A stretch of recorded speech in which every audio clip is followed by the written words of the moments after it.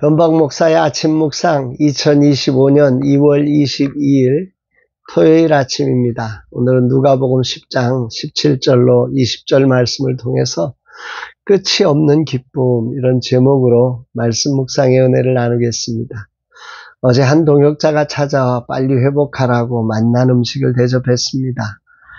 그러면서 하시는 말이 목사님 아프시다는 소식에 사지가 떨리고 앞이 캄캄했다고 절대 아프시면 안 된다고 눈물을 글썽이며 당부하셨습니다. 그 모습이 어찌나 감동되며 힘이 솟던지 이런 소중한 동역자가 내게 있었구나. 그런 마음이 참 많이 위로가 되었습니다. 이런 소중한 사람들을 내 주변에 보내주신 하나님께 감사를 올려드립니다. 오늘은 주일 사역을 준비하고 신방이 있습니다. 모든 일정에 주님의 인도하심과 축복하심이 있기를 기도합니다. 아직은 체력이 올라오지 않아 잘 조절해야 하는데 이것조차 주님이 인도해 주시기를 기도합니다. 이날 주님은 어떤 말씀으로 인도하실까? 본문은 70인의 파송된 전도대가 돌아와 보고하는 장면으로 출발합니다. 17절 70인이 기뻐하며 돌아와 이르되 주여 주의 이름이면 귀신들도 우리에게 항복하더이다. 제자들은 사역을 감당하고 귀신들도 주의 이름에 항복하는 놀라운 승리를 맛보고 기뻐하며 돌아와서 보고합니다. 여기서 제자들이 기뻐하여라고 표현된 헬라어 단어가 카이로라고 하는 단어입니다. 이 본문의 맥락 속에서 이 카이로라고 하는 단어의 뜻은 승리의 기쁨과 성취감을 뛰어넘어서 하나님의 능력을 직접 체험한 그 기쁨을 표현하고 있는 거죠. 이들이 얼마나 행복했을지 이들이 그 표정이 그려집니다. 아주 자신만만한 모습으로 막 기뻐하면서 예수님을 향해서 그걸 얘기하는 거죠. 주의 이름이면 귀신들도 우리의 항복하더이다. 이런 일이 있었습니다 하면서 막 외치는 그 장면이 눈에 선합니다. 저도 이런 기쁨을 맛본 적이 있기 때문에 이 장면이 그려지는 거죠.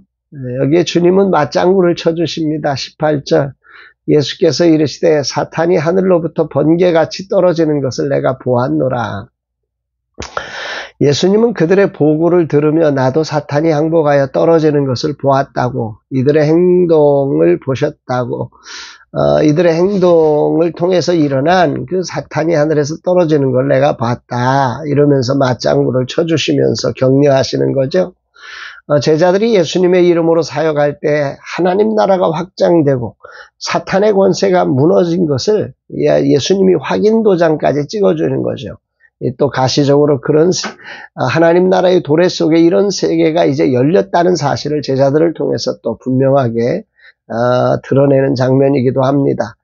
보통의 경우 이것이 기쁨의 끝이 되어서 서로를 자화자찬하면서 기쁨을 누리는 것이 세상이라고 생각됩니다.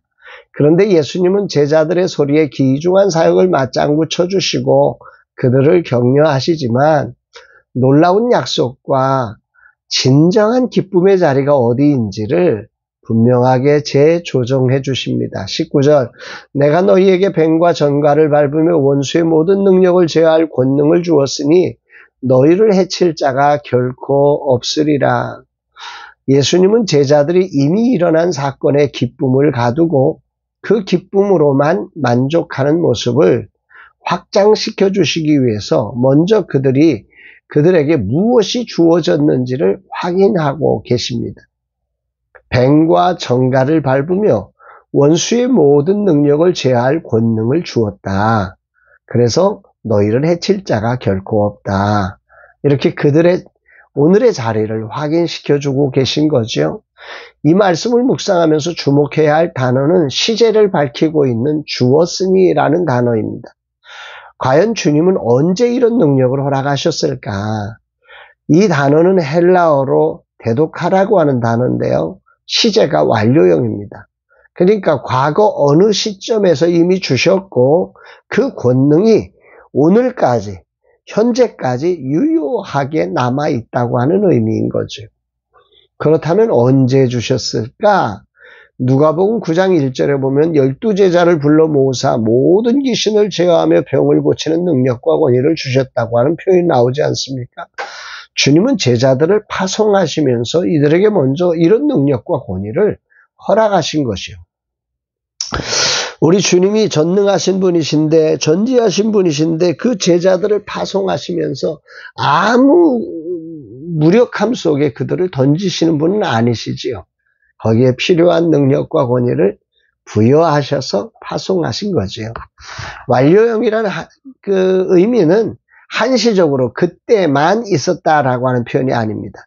그때로부터 시작해서 현재까지 계속 여전히 사탄의 권세를 제어할 능력, 결코 해함을 당하지 않을 능력이 오늘 이 제자들에게 부여되었다.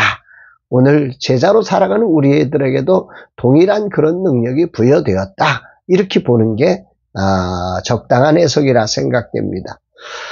세상은 이상한 일처럼 우연하게 그런 일들이 일어나서 내가 로또 복권을 맞았구나. 그 로또 복권을 맞은 기쁨으로 이 기쁨을 처리하고 그리고 그 기쁨은 거기서 끝나는 거죠. 그런데 예수님이 제자들에게 알려주시는 것은 너희들에게 있는 그 기쁨은 그런 기쁨이 아니야 말씀하시는 겁니다.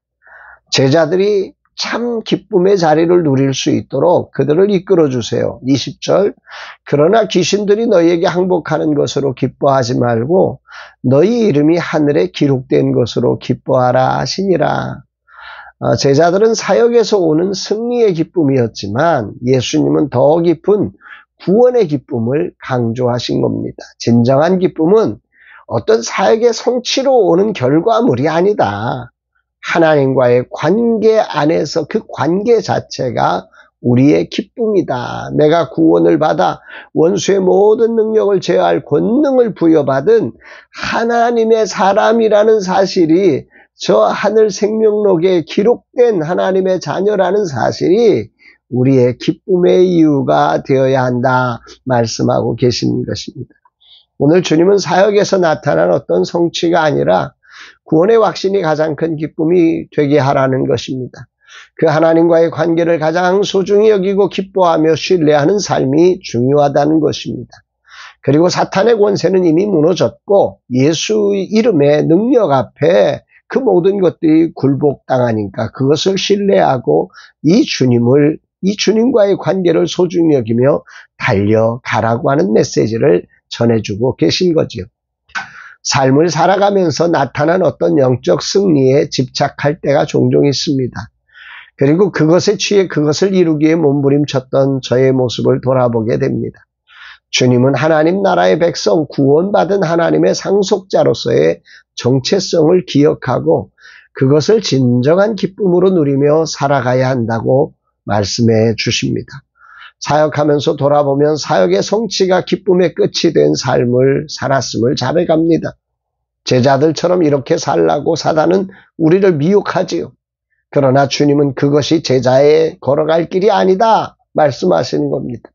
너의 이름이 하늘에 기록된 것, 즉 구원의 확신을 기뻐하며 하나님과의 관계 속에 만족하고 그 관계 안에서 순종된 삶을 살아갈 때 그 기쁨은 이례적이지 않고 그 충만한 이 기쁨의 연속선상 속에 우리의 삶이 이어져 갈 것이다 말씀하신 겁니다. 어제 약간의 무리로 힘겨운 날입니다. 겸손히 주님 안에 있는 하나님의 종으로서 살아가는 이 기쁨의 충만함을 누리며 어떤 눈에 보이는 성취를 향하지 않고 주님과의 관계 아래 겸손히 순종된 기쁨이 충만한 날 되기를 기도합니다. 주님, 당신의 제자로 불러주사 하늘의 이름을 기록하시고 나를 당신의 사역자로 써주심에 감사하고 기뻐합니다. 이 기쁨으로 충만하여 주어진 사역에 그치지 않는 기쁨이 있는 날 되게 하옵소서. 사역의 결과가 기쁨이 되지 않게 하옵소서 고백합니다. 사랑하는 여러분, 여러분들의 기쁨도 이 제자들의 기쁨 같은 그런 기쁨 아닌가요? 그래서 어떤 그 결과물이 나야만 있는 기쁨. 내가 예수님 안에 거하고 있고 예수님이 나의 삶의 주소지를 바꾸어 주셔서 오늘 주님과 함께한 결코 해함을 당할 수 없는 그 마귀의 권세들이 우리 앞에 굴복할 수밖에 없는 이 현실에 그 기쁨을 누리고 기쁨을 표현하며 기뻐하는 삶으로 살아가는 저와 여러분들의 삶, 그것이 바로 주님이 우리에게 주시려고 하는 진정한 기쁨의 자리가 아닌가 생각해 봅니다. 여러분들에게 이 기쁨이 있기를 주의 이름으로 축복합니다. 사랑합니다, 여러분.